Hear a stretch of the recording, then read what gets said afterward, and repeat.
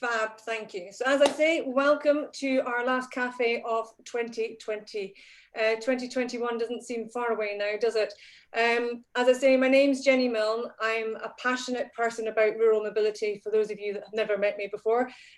Not only do I do a part-time PhD in the subject matter, run a business, live rurally, have a property that's a self-catering. So yes, I think I qualify as living and breathing all things rural. And hitchhiking has been one of my things for a rather long time. So I'm really pleased that we can run a cafe today. And I'm really pleased as well that Fuse Mobility and Steve Cassidy, who's with us today, has proudly supported us with this cafe and the last one that we did. So as you can see, the housekeeping's in front of you. I'm sure you're well used to these things now online, but please do stay muted just now until we do the Q&A later on. It's all about being positive. Use the chat box and we'll kick off. So for those of you that don't know, SRITC started back in 2018. I founded it and we ran a convention in 1819. And if you didn't join us, we had the convention in October. And it's about bringing everybody together, whether you're a community, whether you're a transport operator, transport provider, government organization. And I have to say, the opportunity this year has been that we are very international. So I haven't seen Dwight join us yet, but we do normally have people getting up at 4:30 in the morning in America. And we do often have people in Australia. And today we've got Japan, Italy, France, Germany, Belgium, the Baltics. So it's not just about Scotland anymore, which is great. So what are we about? I thought I'd share this with you. It's about sharing and supporting. It's about resourceful. We share resources. We help each other out. It's about being inspirational. And I think today is going to be a classic point. We always like to provide inspiration. We work together and also we are one community. So these are a work in progress, but you'll see what I've done. It's SRITC. That's what we stand for. So without further ado, hitchhiking. If you've heard me speak at any point over the last 2-3 years, I've always highlighted hitchhiking because it's a mobility gap. For some of the people that couldn't attend today, they started sharing on email with me their thoughts. And John Yellowlees of ScotRail fame suggested the book Under the Skin, which is a science fiction novel about hitchhiking. I have to say, having looked at it online, it might not be the easiest bedtime read. Roland isn't here at the moment, but he highlighted some songs that you could look up on YouTube on hitchhiking. And then I do have two characters that are with me today that will share some information, I'm sure, in the Q&A. Steve Cassidy and Alistair Kirkbride have been reminiscing about a service in Lancaster. So what this shows is that we all feel rather passionate about it and that we think we know a lot about it. So when you've heard me present before, I've provided some case studies from two individuals from Germany. And I thought I'd share it with you before I introduce Bruno. And this is in Scotland, and this was in 2018.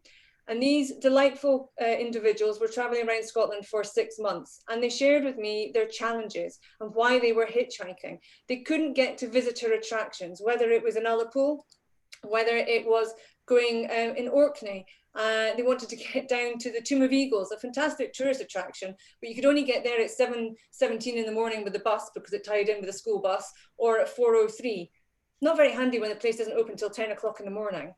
And then you still have to walk some of it. And the same problem goes with Skye, that there's several areas, including the ferry locks, that you just cannot get to by public transport or other means except for a car. So hitchhiking comes into play. I have to say, since speaking with them, it really made me think twice about seeing people standing at the side of the road. Hitchhiking, as I'm sure we're about to discover, is not just about not having money to be able to travel. It also made me think that it's a common solution for our visitors coming to Scotland in rural areas because we don't have the network there. So what that really took home for me is that it highlights transport gaps. And I've shared this with many organisations that are here and government organisations. And funnily enough, it's going to be a bit of my PhD as well. So without further ado, I'm going to hand over to the gurus on this subject. And the first one of this is Bruno. I'll let Bruno share his screen.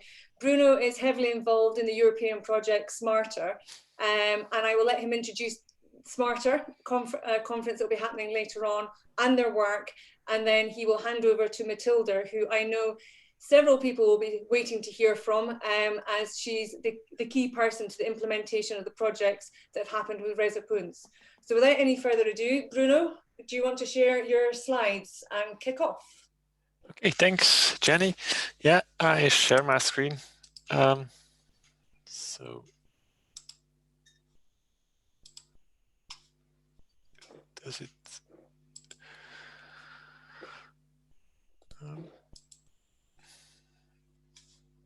Think.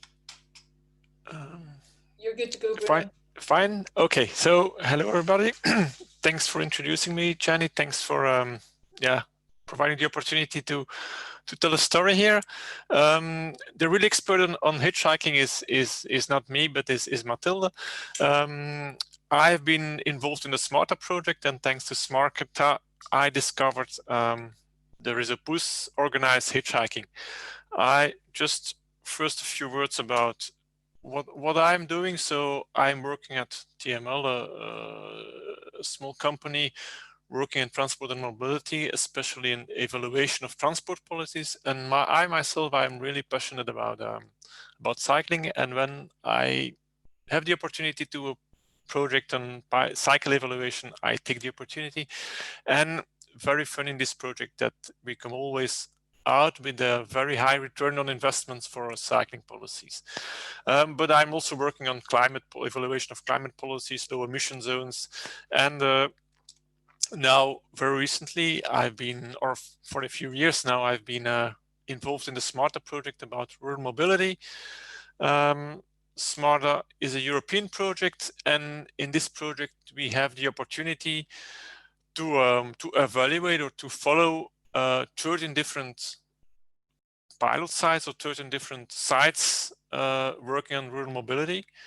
You see there are different colors, or these sites are colored in different colors. There is a first group of four sites that are within our project, really the core of our project. That's one in Ireland, in Italy, in France, in Germany. There's a second group of pilots that we follow. That's coordinated within another project, SMARTA 2. There are pilots in Austria, Trikala, Greece, in Agada, Portugal, and in Brasov, Romania. And then we follow also 5 good practices. The difference with the pilots is that these are already in place for some time. So these, as you saw, these are quite different. They're very different, the pilots and good practices for different on different characteristics. So population density can be fairly different between the pilots. That's always interesting or important to keep in mind when you see good examples elsewhere. Elsewhere. So population density between 50 and 200, but there is even a pilot with only population density of 13. One of even 600. The areas, the topography is very different also, from mountainous in the Alps over hilly in France, for example, to rather flat in Latvia or the Netherlands.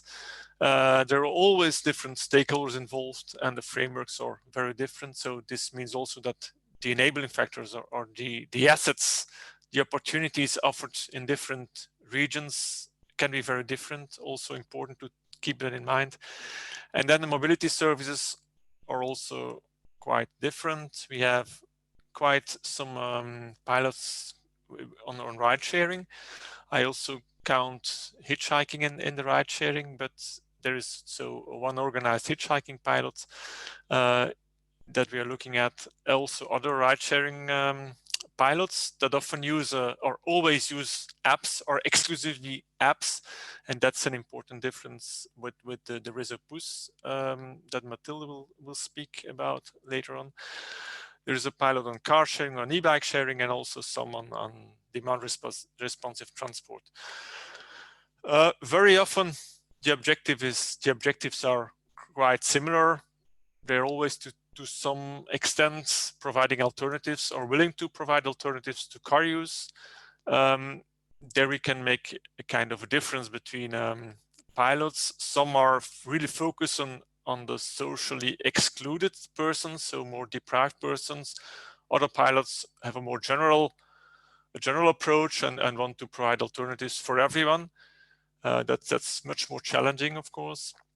And then also subsequent, or maybe an objective that is even beyond this just providing mobility is also building communities. They want better rural communities, more vibrant communities, and therefore they're also thinking of replacing mobility by just services, offering a grocery or a library at a hub or at a super stop for public transport. So that's also an interesting idea. And then other initiatives, they also are, as mobility initiatives, community builders in themselves. But I mean by this that it's not just providing mobility between A and B, but even when providing mobility, there is a possibility to create links, to create connections between people, and also the Rezopouce. I think the hitchhiking is a kind of this service, because it's a good example of this, because you provide there is some solidarity with your neighbors or neighbors from your village, and you do just think together. So due to COVID and the pandemic, most of the pilots have been delayed. There are not yet full results available. So coming up with conclusions from our evaluation is rather difficult, but there are some initial views or thoughts I can share with you. And here comes in Rezopouce and organized hitchhiking, because from our evaluation, it looks that this organized hitchhiking initiative can really provide good value for money. Just a few figures, or the most impressive figure, I think, or the figure I was most impressed with, this one on the high service level, such a service can offer, in fact. Mathilde will confirm this later on, but average waiting times of that service is only 5 minutes. 90% of the time, people are taken within 10 minutes. There is a driver that stops within 10 minutes. So if you just have the idea, I would like to go to A, I just go out, go to the stop, and within 10 minutes I will be taken away. If you have the idea and you need to make a reservation for a DRT service or whatever, or contact someone else, or even introduce your request in an app, it will more time. So I think the service level can be quite good. Concerning further characteristics on the users of the service, so active users make 2 to 4 trips a week. The subscribers are mostly or do mostly both. They're mostly passengers and drivers. So quarter are exclusive drivers, or quarter are exclusive passengers. A good distribution, a gender equality, let's say, 50% men, 50% women. The major age group is between 30 and 60. Most of the trips are rather short, or in any case are not long distance trips. They're not very short, but they're rather, not very long distance trips. And then concerning the subscription, how to convince people to subscribe to the service. So if there is good communication is done, they can get 1 to 2% of the population that subscribes the first year, and then until 5% with sustained communication in the 5th year. So 5% of the population can get up to 5% of the population subscribe to the service. And then, of course, I said good value for money. So the good value, we know the money, what is the cost, and also there it's very reasonable. As the drivers, they're just driving, they do it for free. They provide the room in this car for free. So the only cost is then the municipality that subscribes the membership and pays a yearly contribution to the Rezopouce organization to get access to their know-how. They will putting signs on the way of the roads at well-studied places. The best is also to have a transition agent, or to engage a transition agent for promotion. This can be someone from the Rezopouce, like Mathilde. Mathilde takes care of the animation and to attract people, or to convince people to make use of the service. In the pilot we were looking at, it's in the south of France, in the department of Hérault. It's not far from the Mediterranean, or it's, yeah, the Hérault department goes until the Mediterranean Sea. But the municipalities, the Federation of Municipalities we looked at are just a bit north of Montpellier, so a city over there. There are 60 inhabitants in that area, and over 5 years we assumed the municipalities could pay around 70,000 euros to have the system, or to have the know-how and to promote the system. And with all these elements in place or in mind, we come up with a cost per trip for the community of 30 to 60 cents, which is of course fairly fair, let's say. If you compare to DRT services, they are way, the cost of that is way higher. And as I said, the value of the service provided is quite good, I think. The assumption here to come up with this figure is that 50% of the subscribers are regular users, and we can have a 5% subscription among the population. As I said earlier, these figures are quite, have to be taken with some caution, as we don't got lots of figures from the pilots due to the COVID and due to the delays in the real implementation. But these are figures based on information we get from the other experience from Rezopouce. So the question that came up with me when I saw this, when I discovered Rezopouce, is in fact, rural areas, they have everything. Everything is there, drivers and vehicles, passengers also. There are empty seats driving in all directions in the rural areas. And why is it so difficult to adapt or to re-adapt this solution? Because probably some of the older people among us, they did it probably in their youth. They came around probably in the rural areas by just hitchhiking. So I'm also wondering why we are still looking for complicated solutions with all kind of technology. Why just not starting this? But of course, it's not that easy, and Mathilde will be able to tell more about it. People are angry about the unknown. They even if they look for solidarity, they appreciate solidarity. It's very difficult to do the step, to make the step. So I think, yeah, I'm done. So I will now give the floor to Mathilde. I think afterwards we can discuss. You can come up with questions.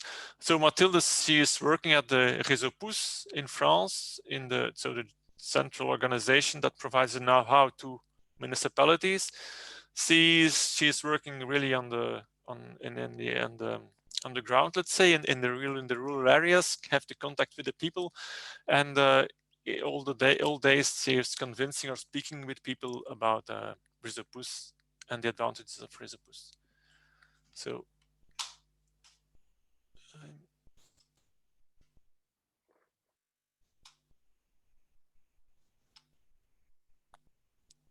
over to Mathilde, who's just going to screen share and unmute herself. But I can see already from the chat, people are thinking and buzzing.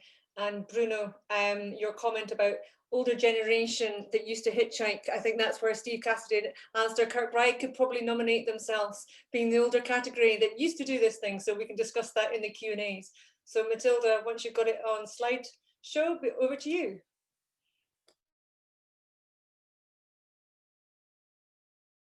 Mathilde, you're on mute. You're on mute. The most used phrase of 2020, you're on mute.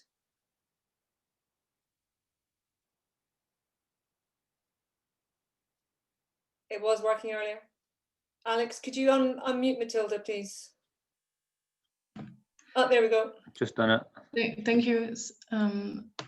So I'm Mathilde, and I'm happy to present you Rezopouce.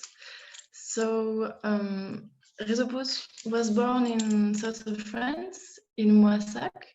It's a very small city in rural places where they decided to cancel a bus, and then people and citizens, they try to think about other solution, and they think about Rezopouce and hitchhiking. So Rezopouce means so Rezo is for network, and pouce is for the thumb.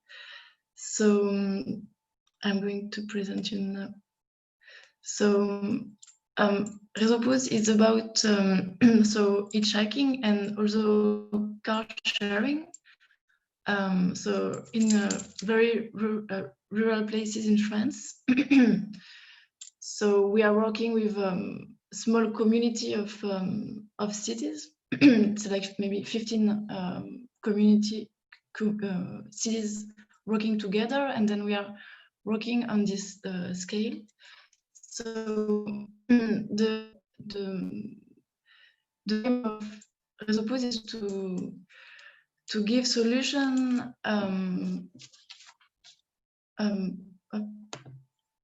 The main of Rezopouce is to give solution for the people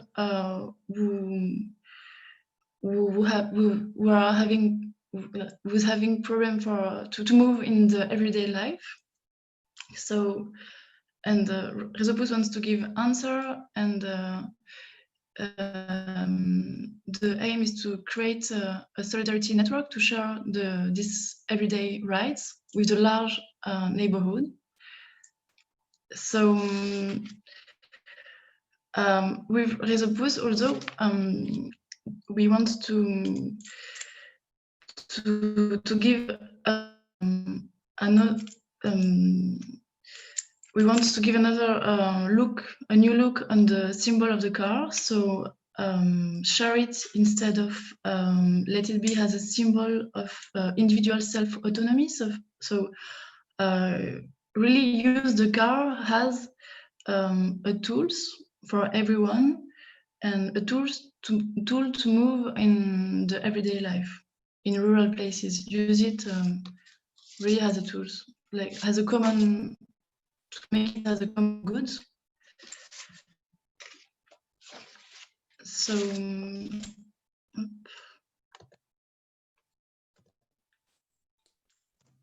is it not working, Mathilde? No.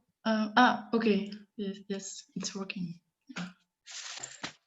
So with Rezopouce, we need to be a part of the community. It's a community.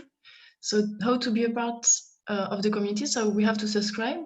So we can subscribe from 14 years old. We can subscribe on internet, through the application, and also in our city hall. So everyone can subscribe. So once people did subscribe, they got their own member card, and then they are part of the community, and then people can do either hitchhiking, and they can also be a driver. We can be a driver or a passenger. So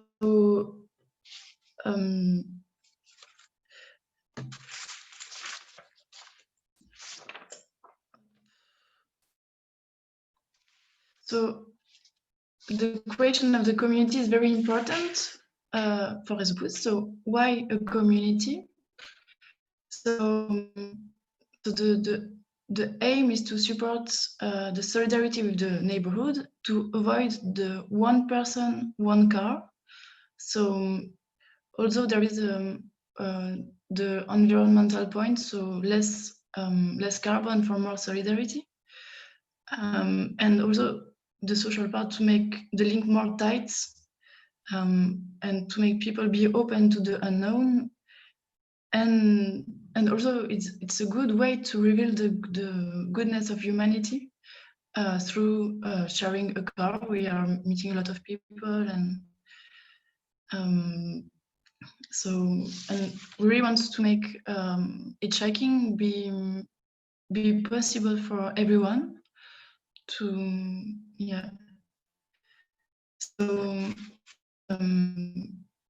it's the big aim of Rezopouce.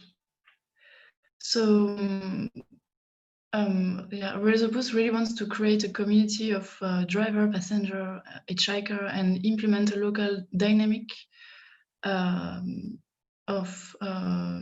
to share our daily drive through our tools. So we have two main tools, so hitchhiking and car sharing. So we are just with hitchhiking, we have signs. So we call it les arrêts sur le pouce. So this is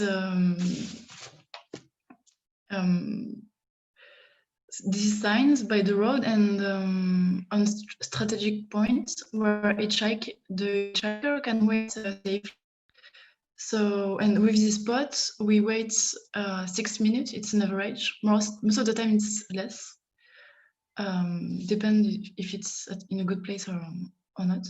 So we have also one application so to organize our daily ride, and it's a good way to make it be recurrent more often. So sorry, I missed the slide. So this is for the sign, and so this is the application, how it looks like. So with this application, we have a map. And you can see on the map all the people around it, maximum 15 kilometers. And it's a good way to use Rezopouce, and we can match with people around for some weekly rides. So it's a ride from maximum 30 kilometers. So we were really on a small ride, not on the big ride. So it's the one tool that we have in Rezopouce, and we can also create a ride to go to some festival or some places with. It's also about interest and not only about the town with the application. So how do we do to create this community and to implement Rezopouce?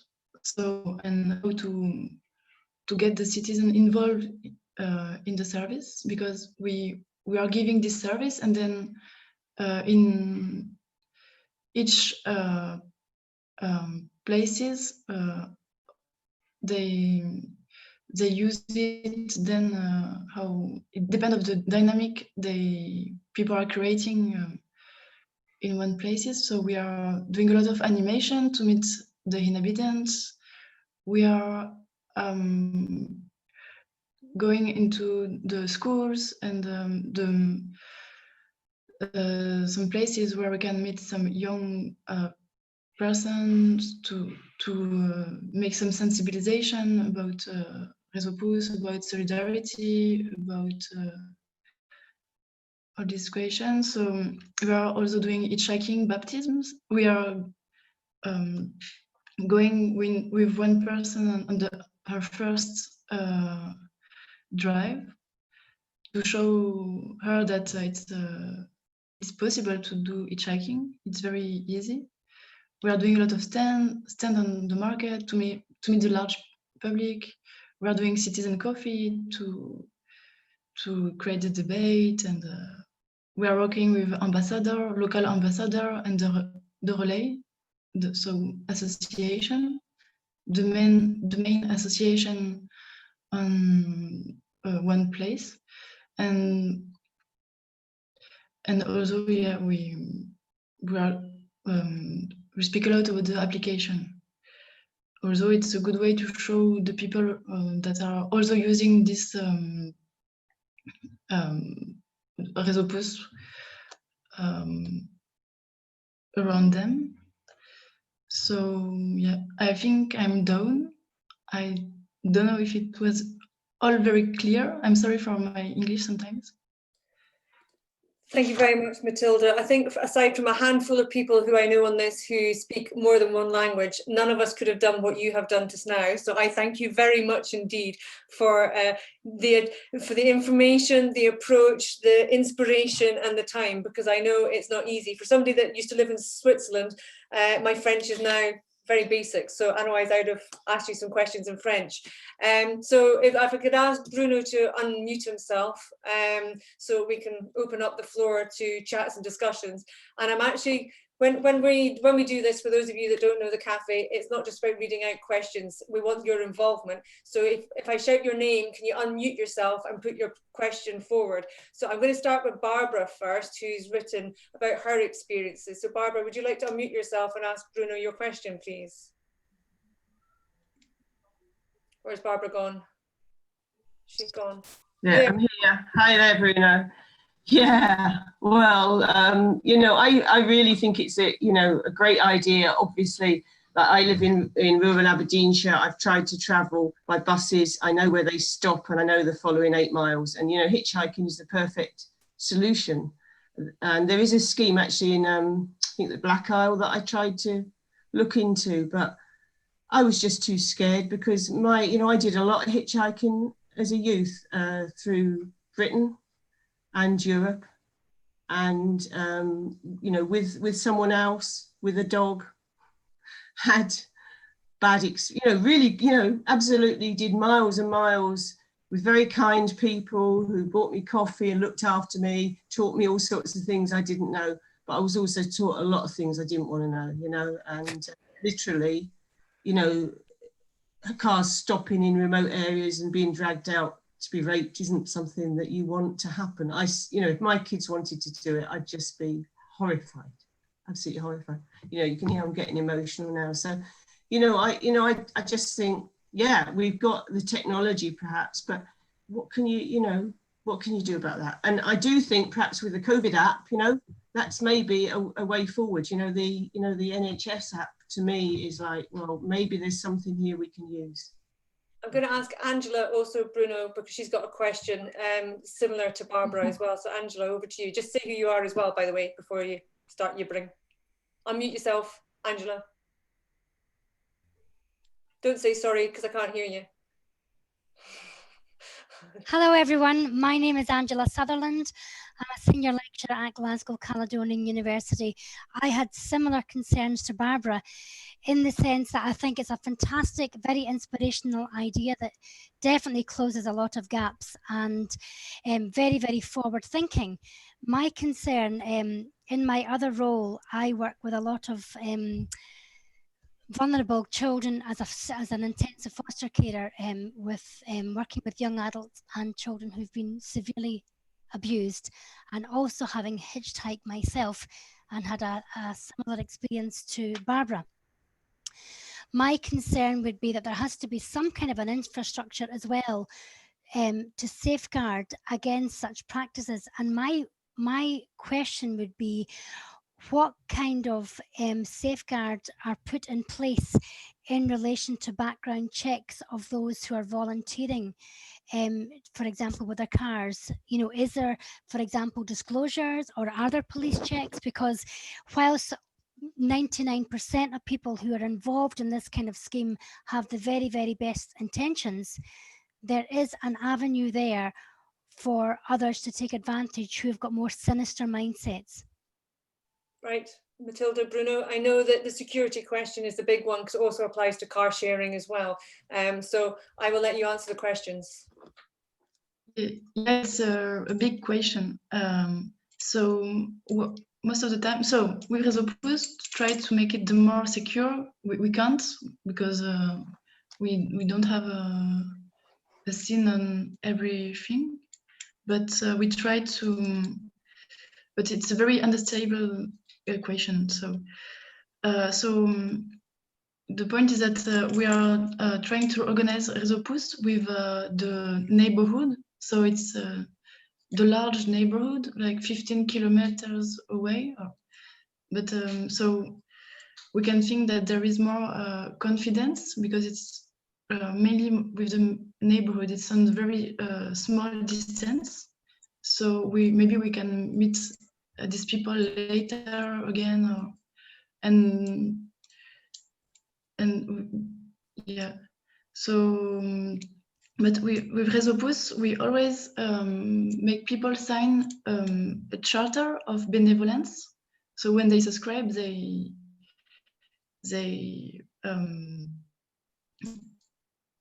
I would say they say that there will be good with the others. So and we really want to create, with the system of the subscribing, we try to make a community so to avoid this insecure feelings. So the fact that we have a community, we are a member, we have a card, we have also something on the card that we can show that we are a part of Rezopouce community.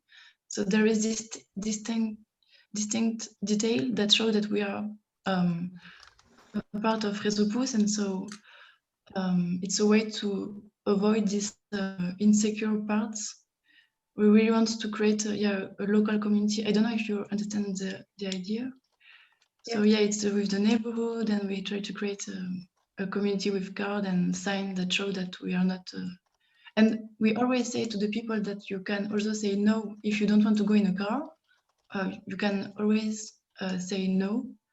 It's better to say no and to be unpolite. If you see a driver and you don't feel that you want to go in this car, you can always say no. I'm right in saying, Mathilde, that everybody registers, don't they, anyway? So yeah. You could do a bit of Googling, Facebook stalking type idea. And I have to say, I think also in Scotland in particular, our rural communities are really strong. And therefore we know each other quite well. Or if we don't know somebody directly, you might be able to easily get to know somebody through somebody else, if that makes sense. So that brings that element of checking. Because you do the same for car sharing as well. You wouldn't just jump into a car with somebody that you didn't know. I'm going to build on that because a question, Thurston, before you disappear, do you want to unmute yourself and put your question about tying it up with other voluntary organisations? Yeah, I can do, Jenny. Oh, Bruno, do you want to? Yeah, I just wanted to add a small detail. I had the same concern when I discovered the service, and I asked also other people in Rezopouce, Alain Jean, who was the founding father, let's say, of the service, and he said they never had a complaint about from anybody on bad behavior, or so that's interesting to hear, to see that factual, there are no facts that telling that there has been once upon a time a difficulty or whatever with people using the service. Thurston? No, certainly. So I'm Thurston Hodge. I am the development worker for the What Really Matters project. We are aimed at trying to tie together local community transport solutions. That hitchhiking aspect in Rezopouce is a fantastic idea for that. As a voluntary organisation ourselves who provide transport, all of our drivers are checked through the Protection of Vulnerable Groups in Scotland, or the DVS system in England, before they are allowed to go into a vehicle with any one of our clients. Having ourselves as an organisation to hold the records and be a data centre for that would be something I personally would be interested in taking on as a local solution. So that's maybe something in a system that could work, rather than creating a whole new organisation and creating whole new databases. Organisations exist who hold this information and have policies in place that comply with GDPR and can do it quite rapidly. Our turnaround time for that check is about a week. So you can quite adequately put drivers on the road through that system very quickly to provide a service locally. So it was just a thought that you could tie into already existing organisations and systems rather than reinventing them again. I think, Thurston, you've just volunteered yourself as a guinea pig to be able to take something forward to see whether this can be done. Because as Alistair Kirkbride has said in the chat, it's about convincing local authorities and communities that this can be done. So I think, Alistair, I'm probably jumping, Kirkbride that is, I know we've got a few Alistairs here, jumping in front of you, but if Thurston's game, maybe that's something we continue out with this cafe to see what we can do. Absolutely. I have 1 year to deliver some results from my project, and if I'm going to be a guinea pig, let's do it. Okay, that's what SRITC is all about. We just crack on. Lovely. So yeah, I'm just going to have to jump out just now, Jenny, but thank you very much for the opportunity. Yep. Thanks, Thurston. Okay. Thanks, everyone. Bye. See you later. There was a very good point as well put, and it might have been Thurston, I can't remember who put it, to do with demand response. So Bruno, Matilda, are the journeys that would be happening anyway, or are people deviating off their normal route to take people to their destination? So is it more like a demand response in that they're trying to get people from A to B, or are they doing their normal journeys anyway? And I can't remember who asked the question, so sorry. It's always a normal way. Yeah, it's people do meet at a sign, Rezopouce, if they want, but most of the time they just on a regular way. Okay. And so, yeah, it can be some small detour. How to say detour? Yeah. Fab, thank you. Sorry, Andrew, that was your question. Martin, I'll unmute you. Martin, do you want to ask your question relating to the times? And just explain who you are as well. Yes, hello. I'm Martin Schiefelbusch. I'm joining this cafe from Stuttgart in Germany. I work at an organization looking after after public transport and related services in Baden-Württemberg. And I'm in charge of developing community transport and rural transport schemes. I have a mug with a coffee with a locomotive on. And even a biscuit, and now I can eat it. I show it to you because it's a little steam locomotive shaped like. Fantastic. I made them on the weekend, but we ate most of them already, so there are not many left. We make these little biscuits for Christmas in Germany. My question is, I was impressed by the evaluation results you showed both Bruno and Mathilde. You said 5 or 6 minutes average waiting time. Can you tell us a bit more about how you measure these figures? Do you put observers on the road, or do people report them, or how is this calculated, and on what empirical basis it is? And how do you kind of explain yourself, or how you analyze the reasons for this good result? Is there kind of something starting a tradition of hitchhiking in these communities, or certain do you put it down to your publicity and community involvement activities, or what's the reason? Okay, thanks. Yeah, it's about 6 minutes of waiting. Sorry, did you? It's about 6 minutes of waiting on near side, and most of the time it's less. So each animator, we are holding a board, and in which we are in which we put all the results on how many time we wait. And everywhere in France, we're working with a lot of how to say it in English,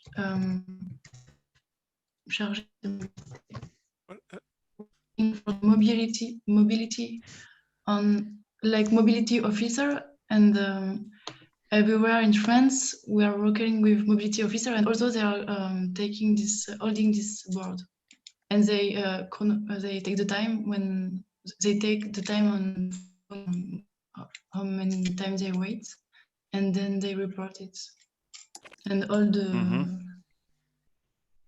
yeah.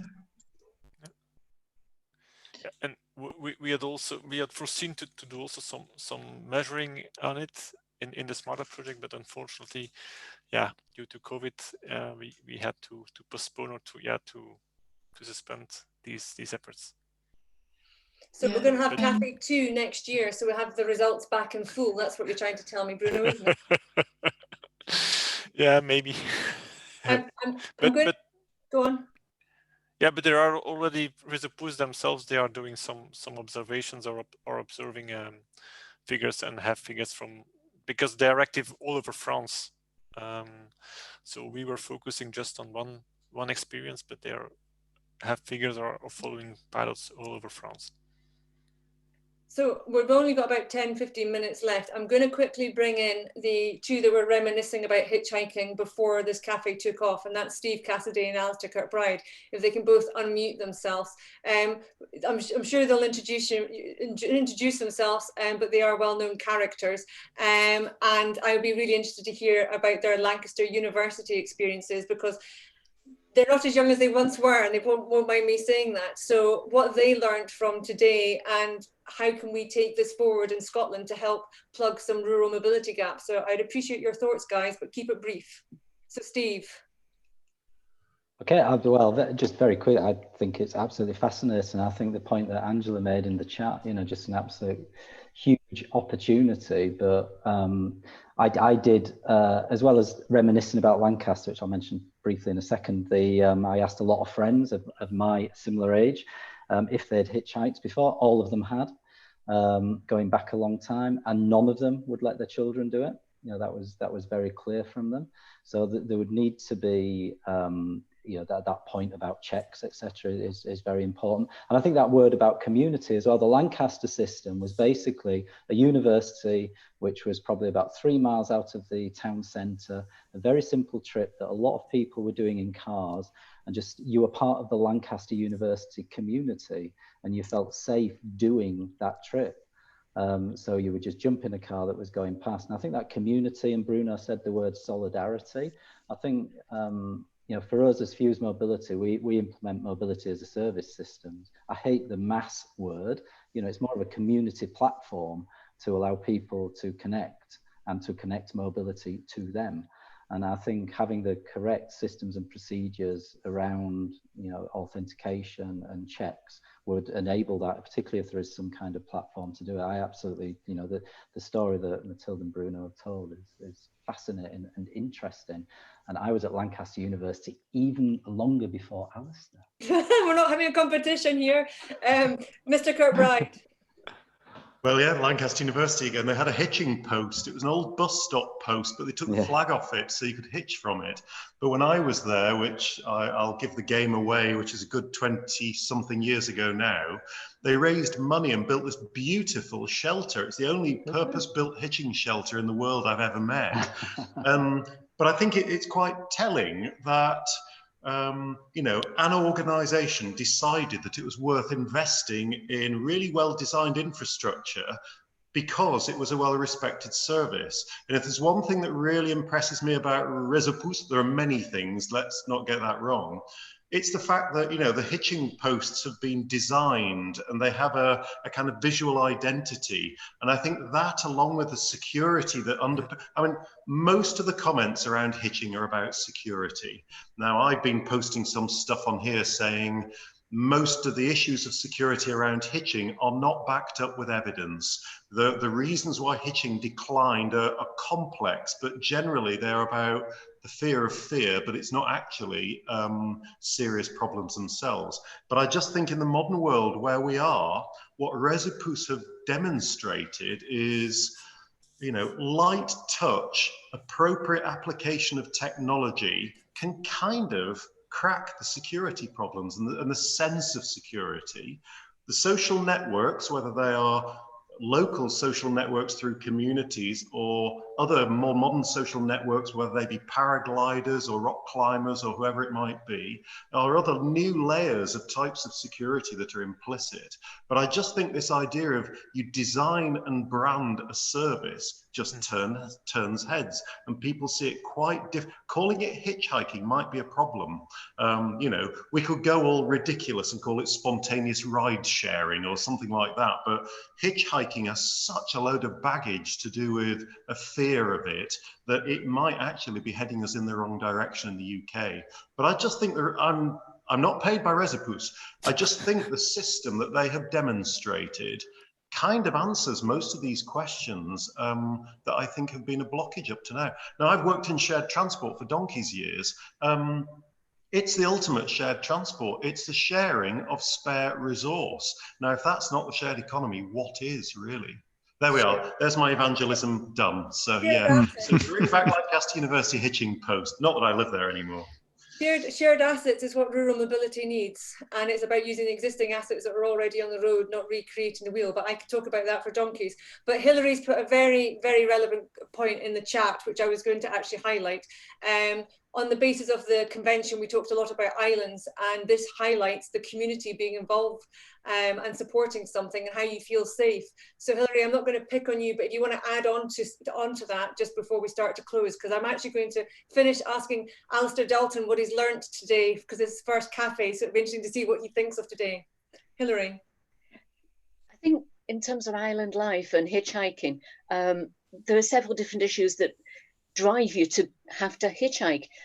Limited bus services that stop, you know, at 5 o'clock, bus services that only operate during the school term and during school hours. So you've got to look at other resources. We had several different things on the island, things like a Facebook page, so you could offer or ask for lifts if you wanted to go somewhere. And that was particularly useful for workers who needed to get to the hospitality industry on a Sunday, because the buses didn't start until halfway through the morning. But in terms of hitchhiking, yes, you know, it was one of those things, if you passed a bus stop and somebody was waiting on it, then you'd pick them up. They didn't necessarily have to have the thumb up. It was just part of the community that you did. But that's within an island, and you do feel a lot safer in an island. And I would pick up people and just drop them at the ferry and that sort of thing. And that's gone on for a long, long time on the island. It's all about mobility gaps. So Alistair, I know you've tried to access our cafes over the last wee while, but Zoom's not been your friend. So I'd just be interested in what your thoughts are, and you might want to explain who you are. Sure, thanks Jenny, I'm Alistair Dalton, I'm the transport correspondent of the Scotsman. So this is the subjects you've been debating, very interesting. And hitchhiking, I've been covering transport for quite a long time, and I've never written about hitchhiking, so it's a fascinating new area. But it's also something I'm very familiar with, because after decades of summer holidays in the Achilty-Buie and Loch Inver areas, very familiar with, as you mentioned at the start, it can be the only way of getting around. And I can exactly see why people would want to hitchhike to climb Stack Polly, because there's very few options. But things have changed over the years, and it's very sobering to hear two of the other participants saying that they had personally had horrific experiences, and I would worry about my children hitchhiking as well. But actually the most interesting thing, dare I say it, was what the other Alistair had said about the need to rebrand hitchhiking. Yep. Because it has got such a name from classic horror films to that book that John Yellowlees recommended, Under the Skin, which is absolutely terrifying. It's a brilliant read, but absolutely terrifying. I don't think it's going to be relaxing for me in this particular climate, is it? My only disappointment is that the film version wasn't as faithful to the book. I think it needs to be remade again so it's actually like the book, because I'd be fascinated to see how that is visualized. But yeah, so a really interesting discussion. I thank you, Alistair. I think we're going to end up with more discussion on whatever we're going to call hitchhiking, judging by the comments. And we could probably keep going till midday UK time, but I'm conscious that we've got different time zones here. So it might not be morning, it might be evening. So I know there's questions there. I can put them to Mathilde and Bruno, and we can continue that chat. And if you want it, we'll have another session cafe to discuss hitchhiking and Rezopouce and Scotland, and I will make sure that Thurston does something and we make something happen in Scotland from that perspective. I know we've got a few people that have just arrived in, so I'm going to quickly just do a resume. So guys, for those of you that have just joined us in the last 15-20 minutes, you will be able to get the recording on this, but as you can tell, hitchhiking has definitely been an interesting subject matter, and one that hopefully we can keep putting onto the agenda to highlight the mobility gaps that exist for all of us that are out there. So really thank you very much, Bruno and Mathilde, for giving up your time to share this with us. And I know I quite often just take people's arms and twist them, but I didn't have to do that in this case. So Bruno, thank you very much. So before concluding, because I said it is our last cafe of this year, you will not be disappointed. You have no excuse not to join us in 2021 on the last Friday of each month. So aside from having Zoom issues, Alistair, you can put it in your diary. So on the 29th of January, we will be meeting again. And I'm bringing together the EU projects of Mamba and SMARTA. So you will get to hear about all the pilots that they've been doing, what the barriers are, the opportunities, etc. We will then have an open cafe, so you can come and bring any question that you want, such as what Thurston put in about e-bikes in the chat. In the 26th of March, Simon's here just now, 42, who are one of our partners. They are going to be presenting some case studies on rural mobility that they're working on, and that will include the social and healthcare side of things. We'll then have an open cafe on the 30th of April. I'm running through this really quickly because of time. On the 28th of May, we have Matt, who's with us just now from the routing company, again, one of our partners, and he will be hosting it to explain the work that they're doing with HiTrans through the CivTech project and looking at DRT. Then on the 25th of June, Lucy has just come in. Lucy, can I hand over to you, Lucy, actually, very briefly on the OECD International Transport Forum Working Group, because sadly I'm one of these chairs of this working group. But Lucy, can I just get you to explain briefly what we'll be talking about in June, what the group's discussing? Lucy? Yeah, so hi everyone, I'm Lucy Kirstein. I work at the International Transport Forum at the OECD in Paris. And this year we've set up a working group on innovative mobility for the periphery. And we actually plan to have a first draft report next May, and hopefully something more concrete than in June that we could present. Some preliminary findings. We're working in 5 different subgroups at the moment, looking at different angles of rural and peripheral mobility. So that's something we hope to present next year. And it covers, I think it's about 68 different countries. So it's not just going to be focusing on Scotland, is my point. Yeah, it's a global, the OECD is a global organization. So we have members from every continent basically in our working group. So you can't not have that date in your diary, folks. Thank you, Lucy. The 27th of August will be a cafe, an open one, and then we will continue the rest of the year with our virtual and open cafe rotation. So you've got no excuse. We'll get the links to you. You can put them in the diary now, but I'm sure that gives you an idea of where we're going in 2021. So what's left of 2020? I'm going to fly back to Bruno now. Bruno can tell you about the SMARTA conference that's taking place next month. Bruno. Yep. Thanks for introducing that. So yeah, the next month, Thursday and Friday next month, 10th and 11th December, is a SMARTA conference. What will we spoke about at the SMARTA conference? On the Thursday morning, there will be a kind of a general setting of rural mobility with a large panel discussion with people of the European Commission and other European bodies.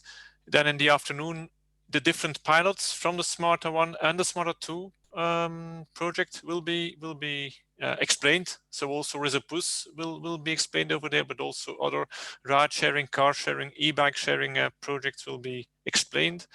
On the Friday morning, we will speak about evaluation. So the different pilots we will provide the main findings of our evaluation, and we also invite all the people present to discuss findings in breakout sessions, because as we were not able to get all the details from our pilots due to the pandemic, there's still quite some uncertainties in our evaluation, and we would like also to get further ideas, or not ideas, but further confirmation or invalidation of what we are saying, and improving, that's the word, improving what we have been finding.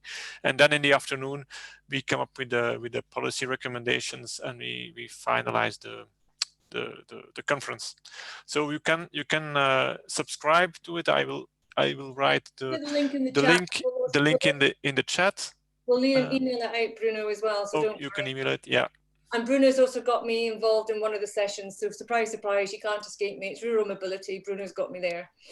I have to say thank you again for all those that have attended cafes this year and for the feedback on the convention. It really does help. As I say, this is all done voluntarily, and there's a lot of people behind the scenes that make this happen. So to be able to take this forward, we do need your input and sharing. And I have to say thank you to our partners and supporters. And for this cafe today has been Steve Cassidy from Fuse Mobility, which I'll come back to in a minute. But without these people, this wouldn't happen. And without you coming along, it wouldn't happen. I also want to highlight, because some of you might not have seen it, that the Department for Transport has actually announced a call for evidence on rural mobility. And if Alistair Dalton can have a wee go at them in the Scotsman, that would be fantastic. Because if you look at paragraph 2, they're talking about technology such as autonomous vehicles, etc. Backtrack, we're not even at that point. We've got mobility gaps that we need to deal with. Autonomous vehicles are so far in the future, we need to deal with the here and now, which is going to be still unraveling for the next 5, 10, 15 years. So their deadline is the 16th of February. There's a survey. You can get the document strategy behind the scenes, and I have asked Heidi Smith at the DFT whether she'd be willing to come and speak to us at some point as well.